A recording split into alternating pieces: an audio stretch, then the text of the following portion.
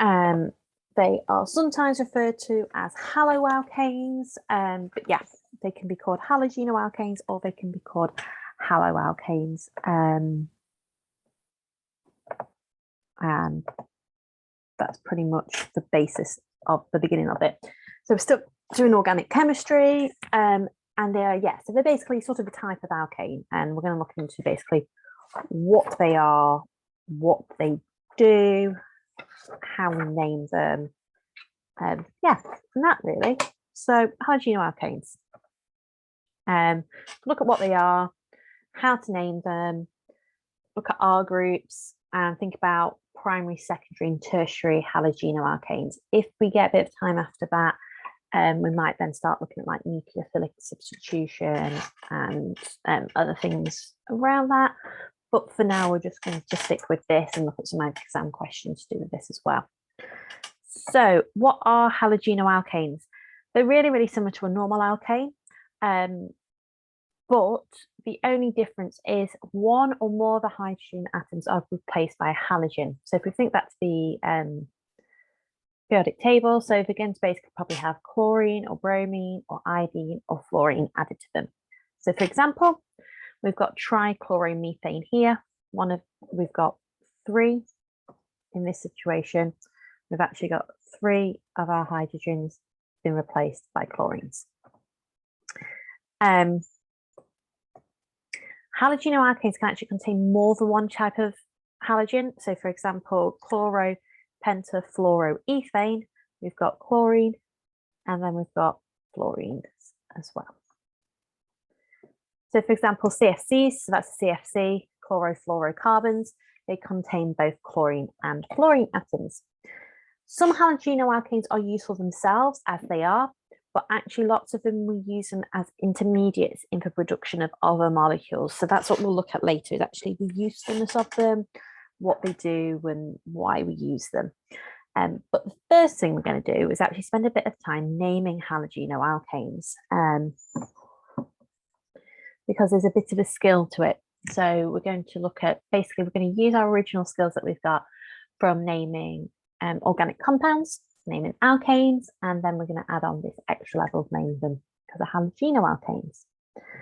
So when we name halogenoalkanes, a prefix is added to the name of the alkane, and that depends on what halogens are attached.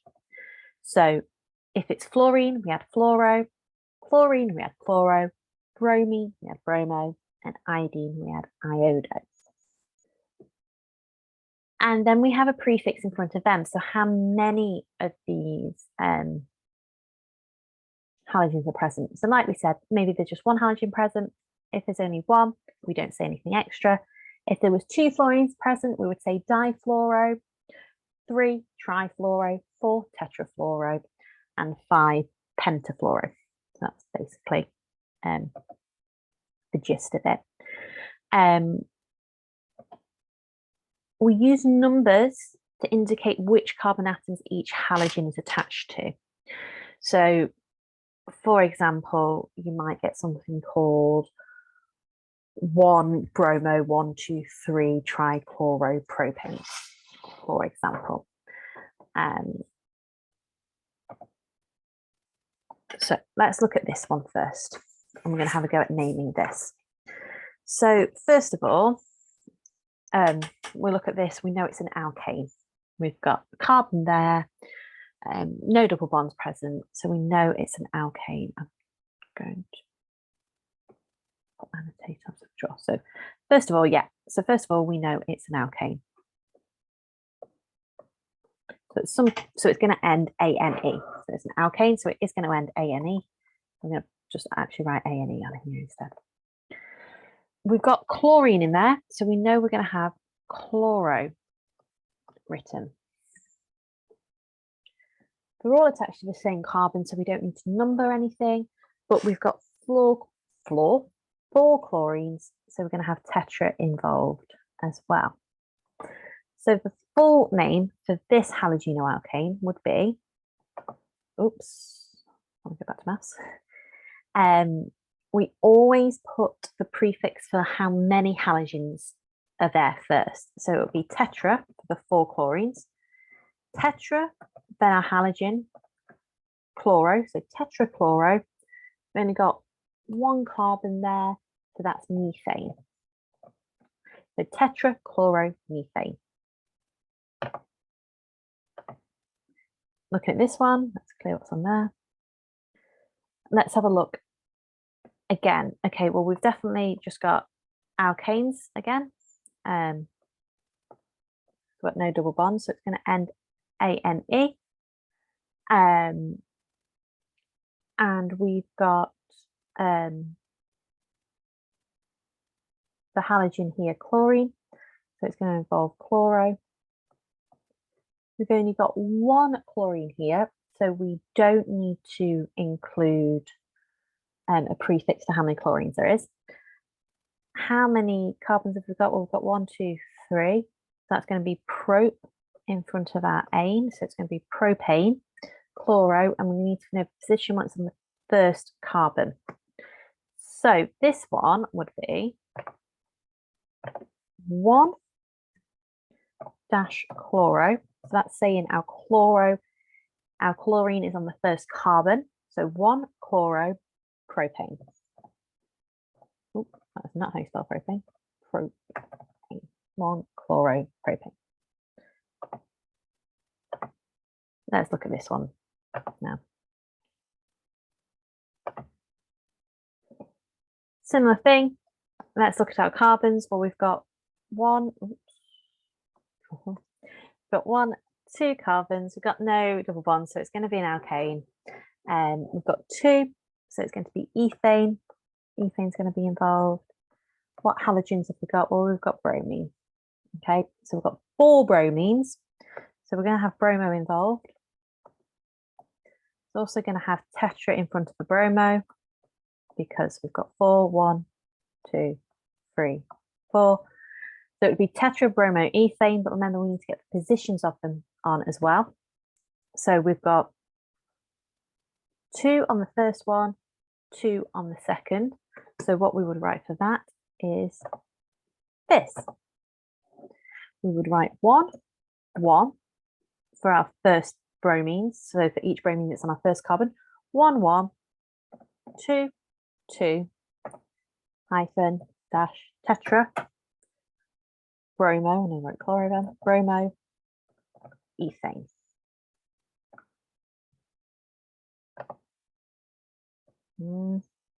That is fine. 1, 1, 2, 2, tetra, bromo, ethane. So just going to tell me my spelling as well.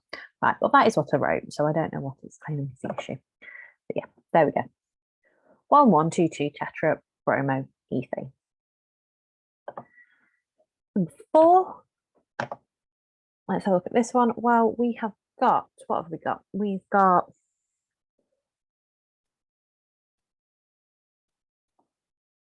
1 carbon on its own, so we've got methane. We've got bromine involved, so we're going to have bromo, and we're going to have fluoro. Now, we've got 2 bromine, so that's going to be di, and we've got 2 fluorides, they're going to be di. Now, we don't have any other carbons, so we don't need to number these. We're not going to write 1, 1 bromo, 1, 1 fluoro. We can literally just put dibromo, difluoro. When we've got multiple ones, we're going to use when we've got multiple halogens, we're always going to write them in alphabetical order.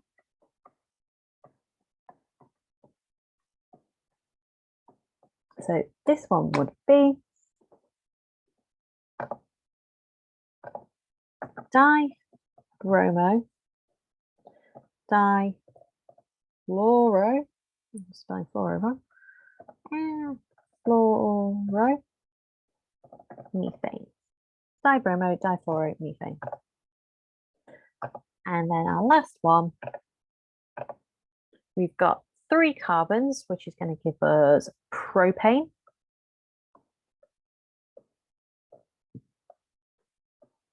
And that's number then 1, 2, 3. We've got 1 bromo, so we don't need to put a prefix for the number of that in front of it. but let's look where it is. Well, that's in the 1 position. So we've got just a bromo on its own at number 1. And then we've got 3 chlorines. So that's going to be tetra, chloro, and we just need to add the positions of them in as well. Not tetra, sorry, tri.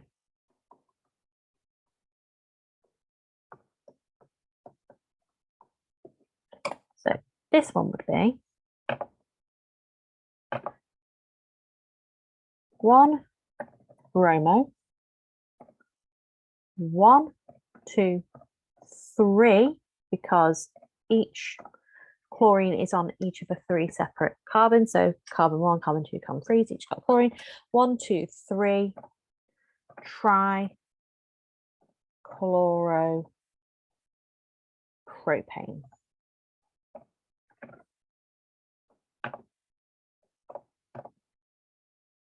Right, you're just getting picky about how I spell. Oh, I missed a space. Right, so I'm going to just pop up a couple of others.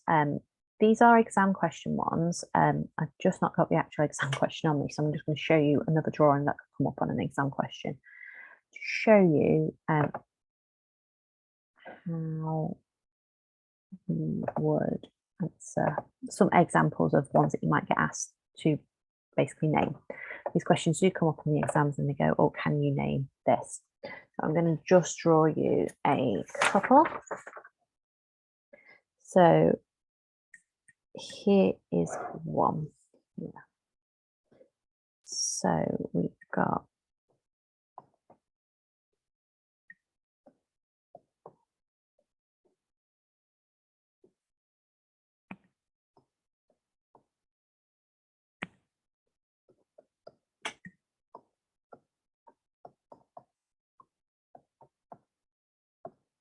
so let's go through this one and have a look what's going to go on.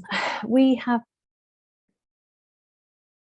got here 3 carbons. So let's number that 1, 2, 3. So prop is going to be involved. But it's not going to be propane. It's not going to be an alkane. We've got this double bond. So it's going to be an alkene. So we're going to have ene involved. Now we need to say where that double bond is. Well, that's our first carbon. So it's going to be 1 ene. Okay. Then we just need to look at what halogens we've got. And we have got, what have we got? We've got bromo off our first carbon. So 1 bromo. We've got, we've got chlorine off our first one. So 1 chloro. And we've got iodine off our second carbon, so that would be 2 iodo. So this one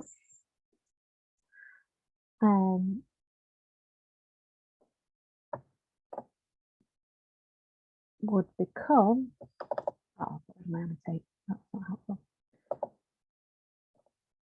This one would become, remembering we do it alphabetically, so BCI would come first, so 1 bromo,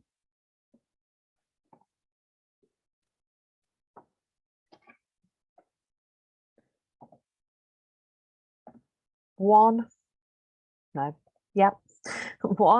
chloro, 2 iodo propene,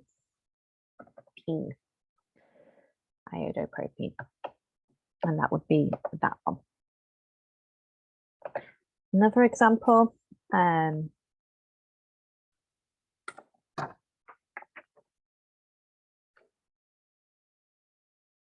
going to draw for you is this one.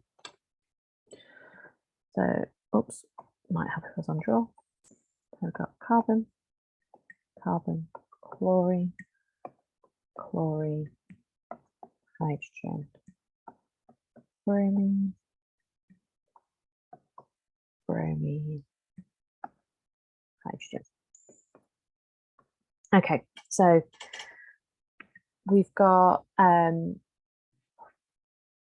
alkanes in there, which is great. Let's count our carbons. Well, we've got 2. So we're going to have eth in there. No It's an alkane, so it's going to end in ane. That's the wrong way around. I've put my dash. So ethane is going to join together. So the ending of this is going to be ethane. Then let's have a look what we've got. We've got a bromine and a bromine off the first carbon. So that would be 1, 1.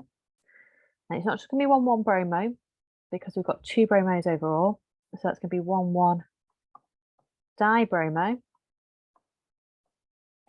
And let's look at our chlorines. Well, we've got 1, 1 there, but on number 2, so that'd be 2, 2 dichloro. So altogether, this molecule would be 1, 1 dibromo, 2, 2 dichloroethane.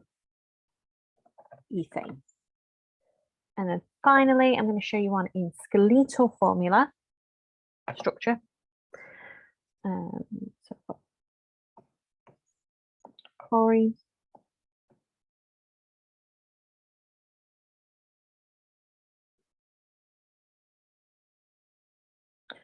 iodine, bromine. So first off, count your carbons. We've got 1 carbon, 2 carbon, 3 carbon, 4. So we know that's going to have bute on it. We've got no double bonds, so it's going to be butane. And let's deal with our halogens now.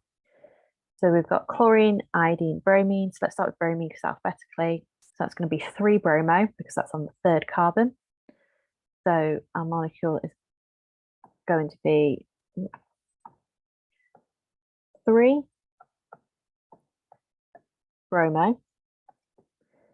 Next chlorine, it's on 1, 1 chloro, iodine, 2 iodo, butane. And that is how we are going to name our molecules. The only other thing is you can get asked to draw them. So you could get asked this. Draw this molecule. I'm going to type it in for us. So draw 1, 2 dibromo, 1 chloro, pent 2, oh, that was badly spelled, pentuene. So first thing I would say is let's look at how many carbons we're going to deal with. It's a pentene, so we know we've got 4 carbons. No, not 4. Pent for pentagon means we've got 5 carbons present. Let's draw our carbons on first. 1, 2, 3, 4, 5. Now it's an alkene. The double bond is at 2, so that's going to be between 2 and 3. So let's add our double bond on. So we've dealt with pentuene. That's on there. We've got 1, 2 dibromo, which means we've got 2 bromines that we need to add. 1 at the first carbon, 1 at the second carbon. 1, 2 dibromo, 1 chloro, and 1 chlorine added on there. And so then the last thing you'd need to do is just add on your hydrogens.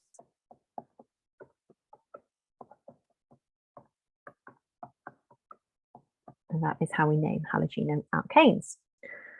So, oops.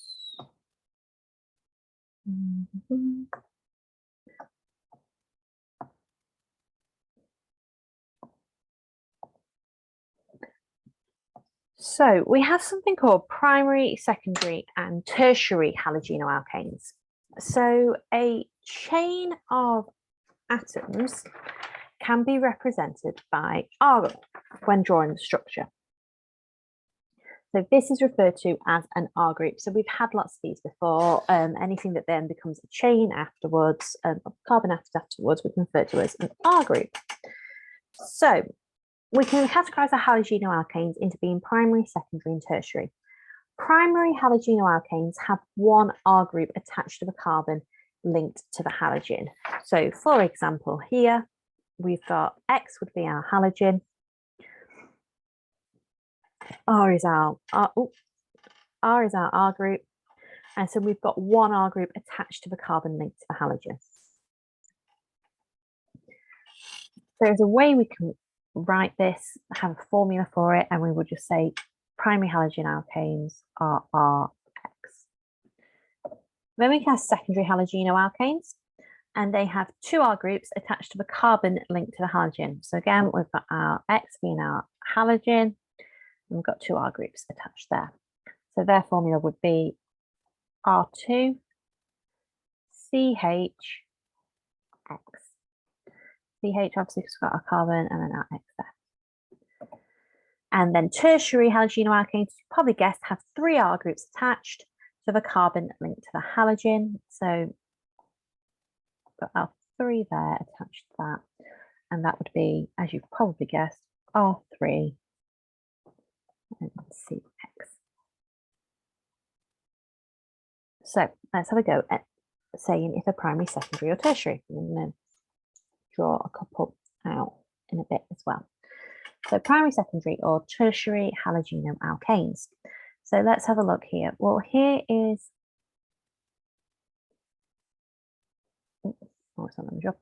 so here is our halogen. What is added on there? Well, have we just got hydrogen, hydrogen, hydrogen? No, so it's not primary. We've got a pen. We've got one R group here, and we've got another R group here. So that will mean this is a secondary halogenoalkane. Let's identify where the R groups are again. So our carbon's here at the bottom. We've got an R group coming off of it here. We've got an R group coming off here.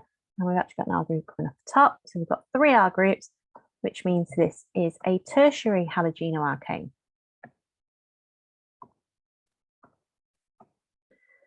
Fluorine is on the end. So we've got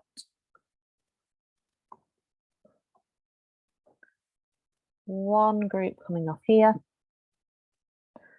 which means our fluorine is a primary, this is a primary halogenoalkane.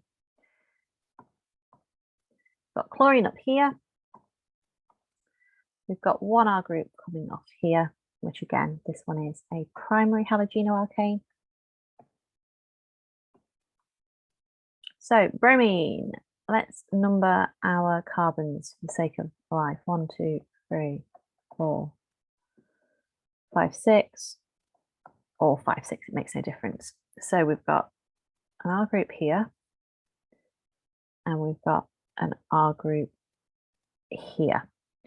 Whilst we've got a branch going on, it's not branching off that initial carbon. We've only got two R groups attached, which means that this is a secondary halogenoalkane. And our bromine here, we've got this big group here as our R group, and up a carbon that the bromine's attached to, which means this is a primary halogenoalkane. And finally, our iodine is here. We've got an R group coming off it here. Oops. R group here, R group here, and an R group here. That is a tertiary halogenoalkane. So what you can get asked to do in an exam is this. I'm going to show you now. Not the whiteboard up because I prefer it.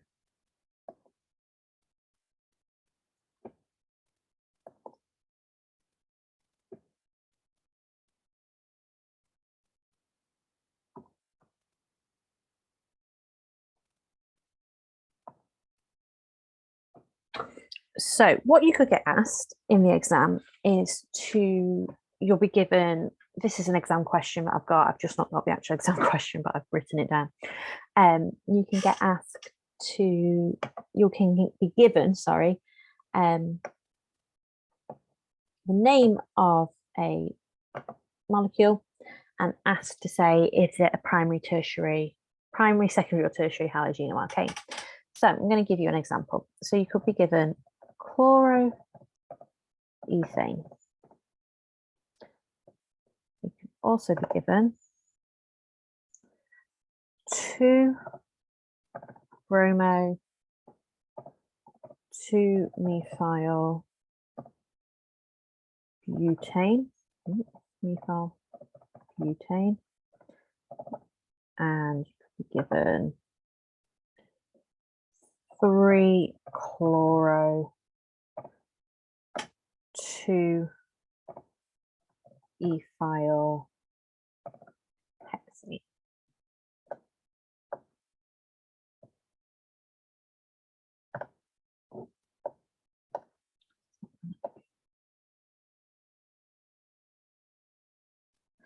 What I would say to do for these in an exam when you're given these is draw them out. So let's start with chloroethane. So you're asked, are they primary, secondary, or tertiary? Best thing to do is to draw them out. Most simplest way of doing it, and it's a way you make sure that you know what you're doing. As you get used to them, you could start to work them out in your head, but I'd always say just do a little jotting down on the side of the exam to decide. So let's draw chloroethane out. So we know it's a alkane because it ends in ane, and we've got eth here, which lets us know that we've got 2 carbons. So let's draw our 2 carbons first. Okay, we know it's got chlorine in it. We've only got 1 because we've got no prefix in front of it. We don't need to save its position for this one because we've only got 2 carbons present. So obviously 1 could be 1 and 1 could be the other. So pop our chlorine on here. And then we just need to add on our hydrogens. So now looking at this, how many R groups have we got coming off this carbon that's got chlorine attached to it? We've only got 1. So that would be a primary halogenoalkane. So then let's look at this one. 2-bromo 2-methyl butane. So butane means we've got an alkane. But we've got 4 carbons. So let's draw them on first. Our 4 carbons. We've got a bromo. We've actually on our, and we've only got 1, remember, because it's not got a prefix in front of it. So we've got 1 bromine attached to our 2nd carbon. So let's add that on here. And we've got a methyl group on our 2nd carbon as well. So actually we should number our carbons. Just make sure 1, 2, 3, 4.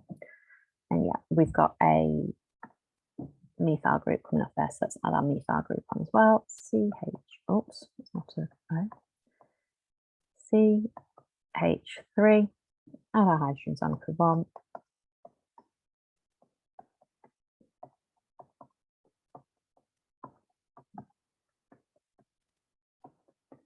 Then let's look at our R group. So we've got 1 R group here. We've got 1 R group here. And our methyl group is an R group as well. So we have got 3 R groups, which means 2-bromo 2-methyl butane is a tertiary halogenoalkane. Our last one, 3-chloro 2-ethyl hexane. Let's start in the same place again. Let's count anes, which means we've got an alkane. Hexane means we've got 6 carbons. So let's do our 6 carbons. 1, 2, 3, 4, 5. Oops. 5, 6. 2 ethyl. So let's number our carbons. 1, 2, 3, 4, 5, 6. So we've got an ethyl group coming off our 2nd carbon. That's C2H5. And we've got a chlorine coming off our 3rd carbon. Add our hydrogens on.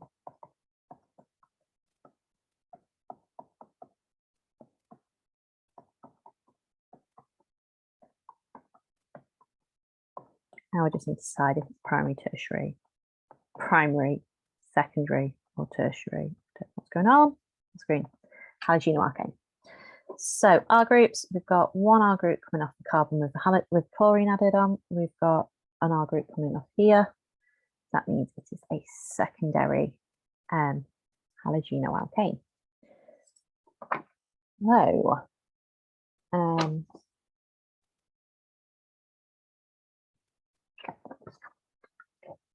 got some exam questions somewhere that I want to do. So I'm going to show you some proper exam questions based on these now.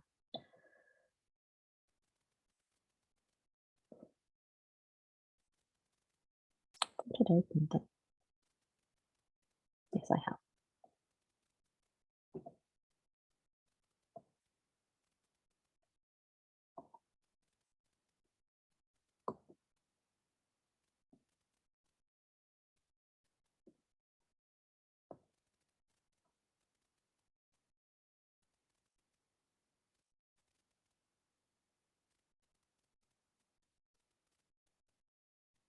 Okay, so we're going to start. Oh, no, you can't see this. I'm going to click new share. Where am I? Where am I on my screen? So we're going to do, we're going to start here, question 5. Halogenoalkanes, and have a go at this question here.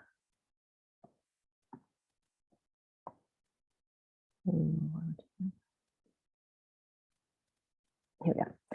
So halogenoalkanes such as 1,1,2-trichloro, 1,2,2-trifluoroethane were used as coolants in refrigerators until the late 1980s. Their use was then banned and alternative coolants were used instead. What it wants you to do is draw the displayed formula of 1,1,2-trichloro, 1,2,2-fluoroethane.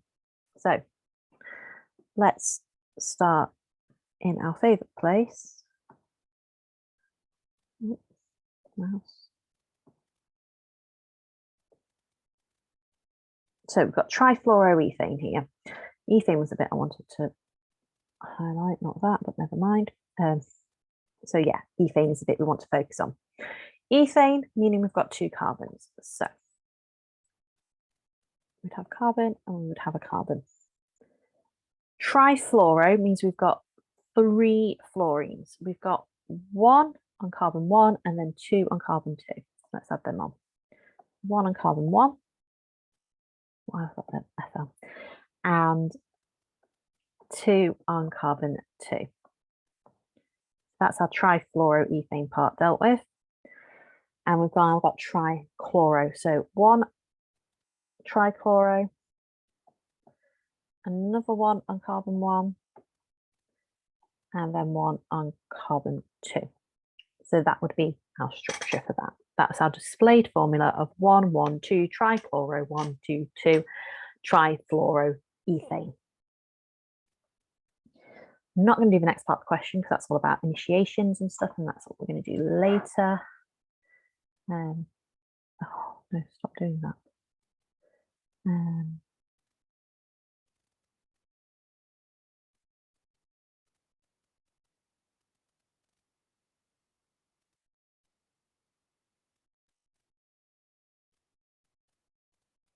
Here we go, another naming one.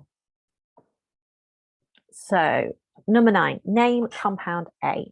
Compound A is halogenoalkane, name it. So what have we got here? Let's count up our carbons to begin with. That's a really good place to start. We're going to count up our carbons.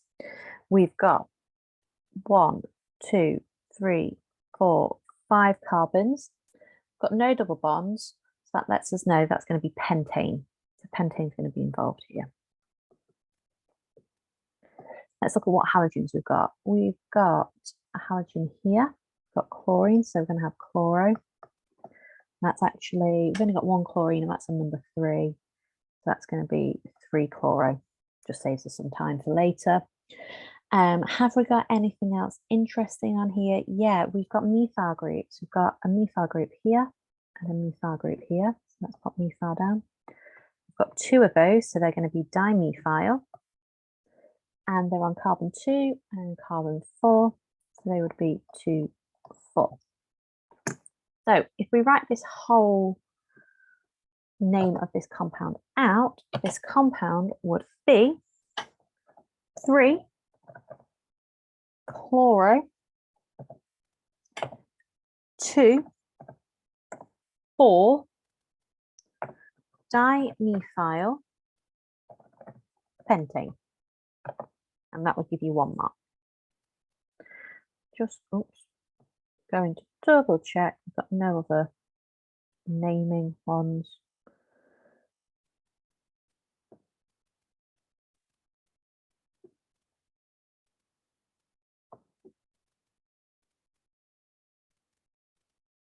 Okay, clear all drawings. So that is that part so far. Let's have a quick recap of what we've learned about haloalkanes so far. So remember, halogenoalkanes, haloalkanes means the same thing. So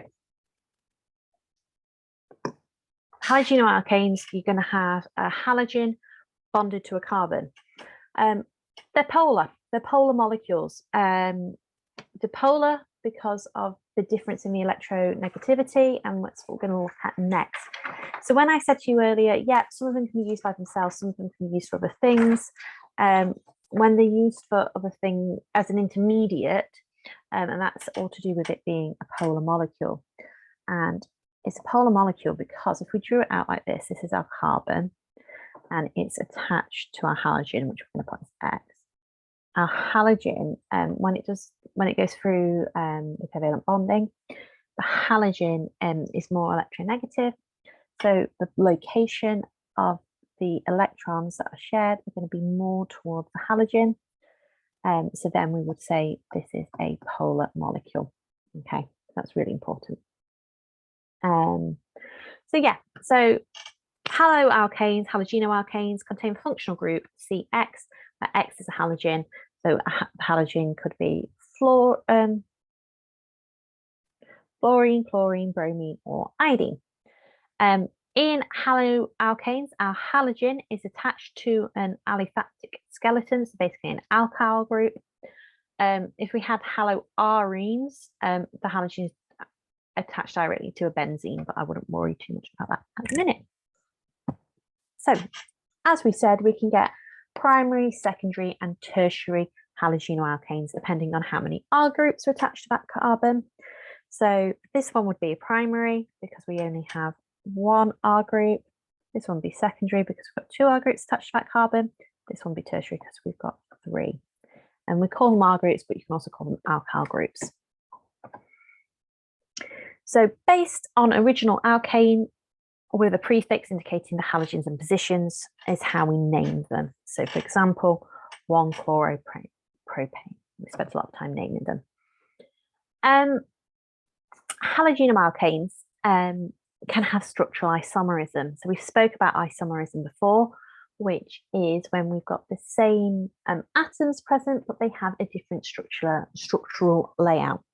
So for example, if we wrote out everything here, we've got 4 carbons.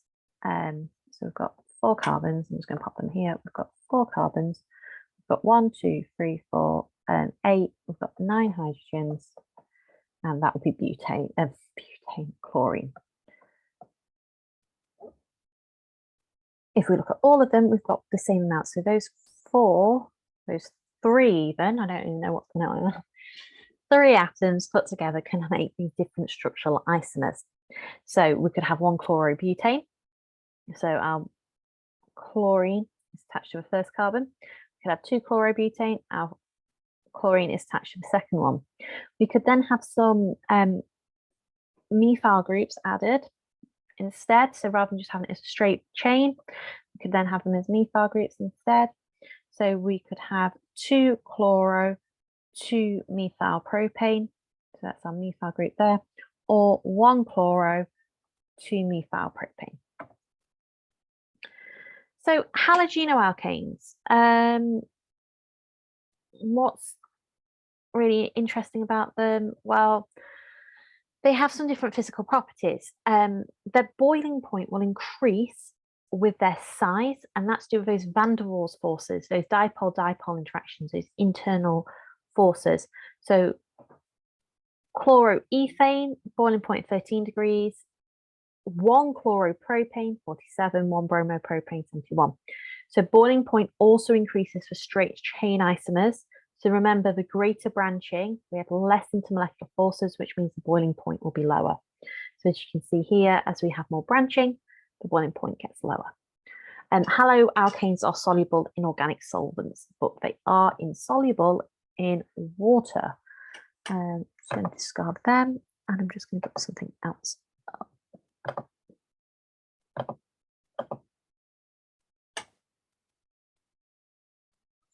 So, oops, lost my organic, halogenoalkanes, synthesis.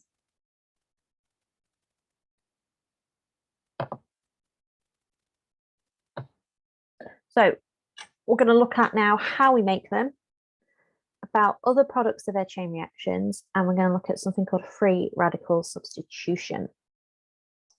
So there's a couple of ways we can make halogenoalkanes, and we can make them by going through free radical substitution of an alkane. We've talked about this before, but we'll look into that in a bit more detail in a moment again. Or we could use electrophilic addition of HX, so hydrogen and a halogen, or X2 to an alkene. So we're going to look at them in a bit more detail now. So we're going to look at free radical substitution again. I'm using the word again because we have looked at this before when we've talked about alkanes before, but we haven't looked at halogenoalkanes on their own. So what is free radical substitution?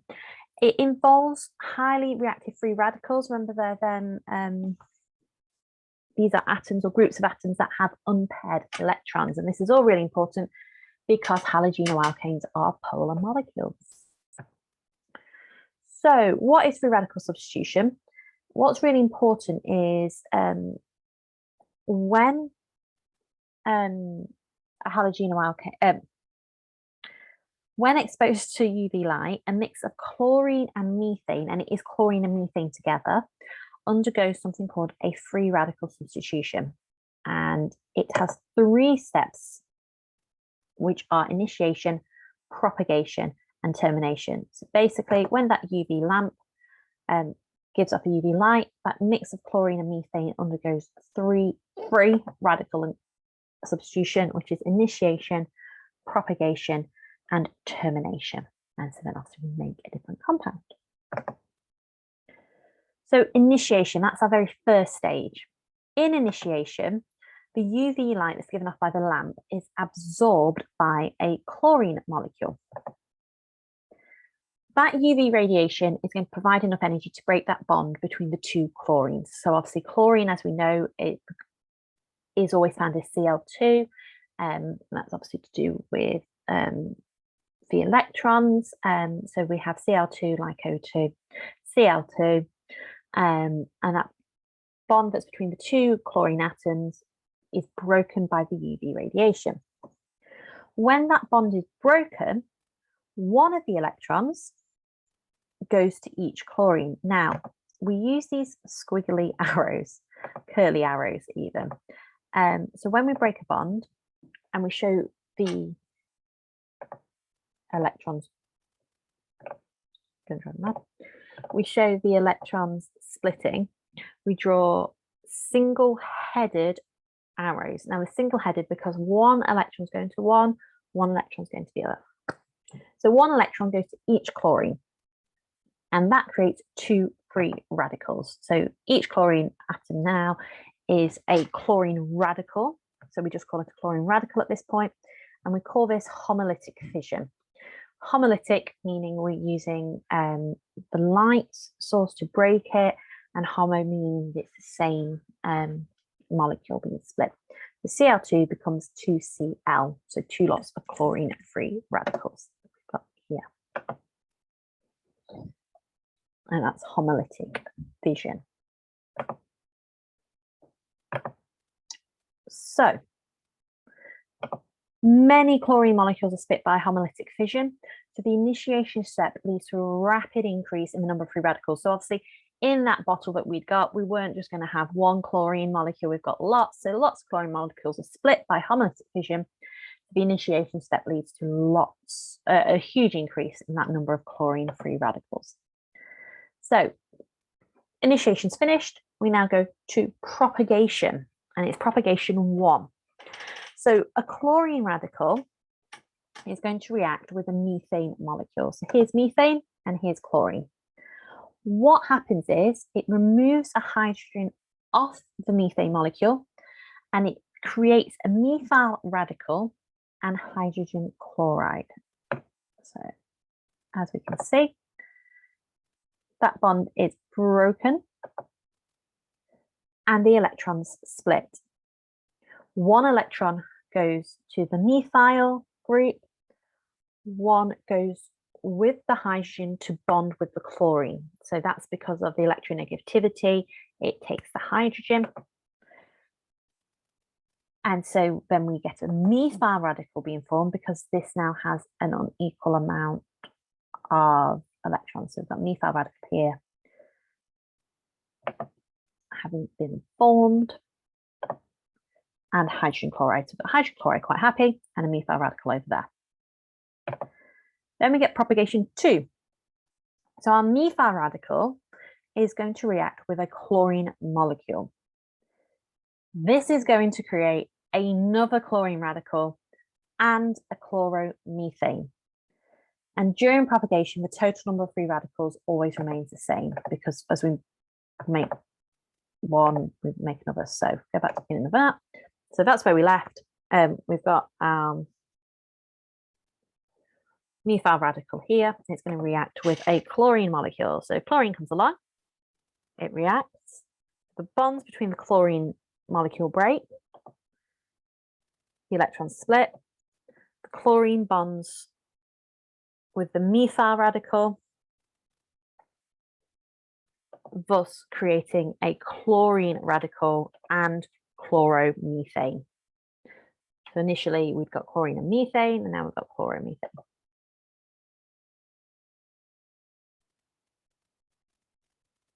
That's propagation 2. We then have termination 1. This is going to the end stages now. So in a termination step of a free radical substitution, the total number of free radicals decrease. So during propagation, the number of free radicals stays the same. So we know we're entering termination when the number of free radicals start to decrease. So what can happen is a chlorine and a methyl radical can react to form chloromethane. So this is basically 2 radicals reacting. So I've got a chlorine radical, a methyl radical. They're going to react, bond together. You make chloromethane. So now we've got a reduction of 2 free radicals because we had a methyl radical and a chlorine radical, and they've obviously gone bonded together.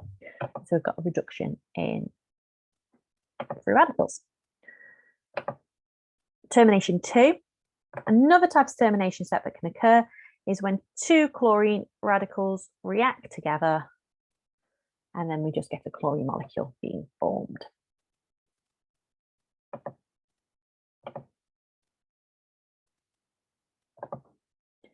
And then termination 3, a third type of termination step occurs when 2 methyl radicals react to form ethane.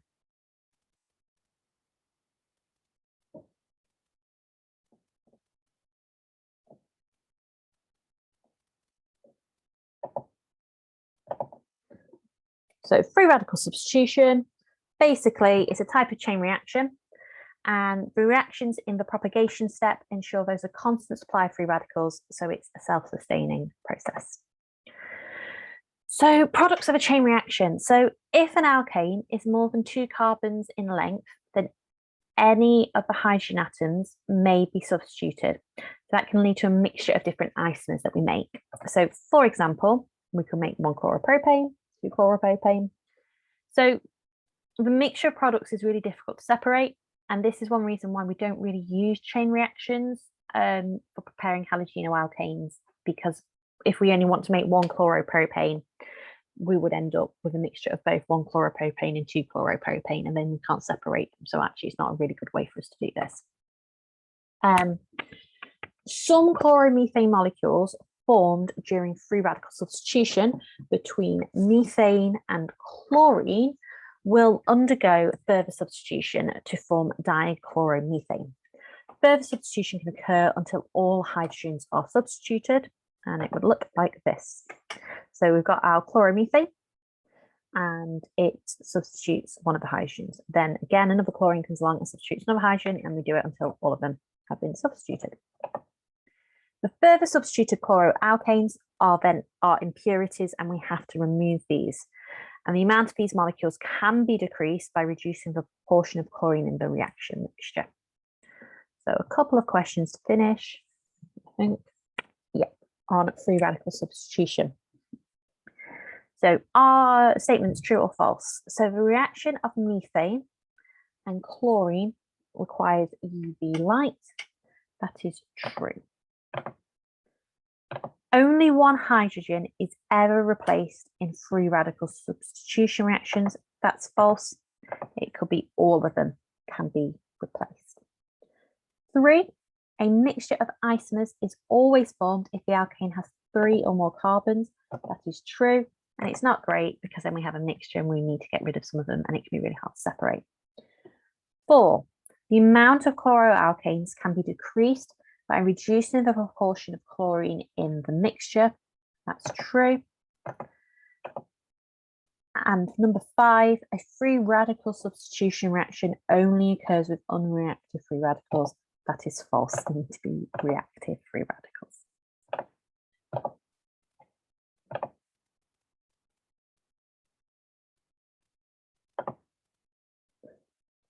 So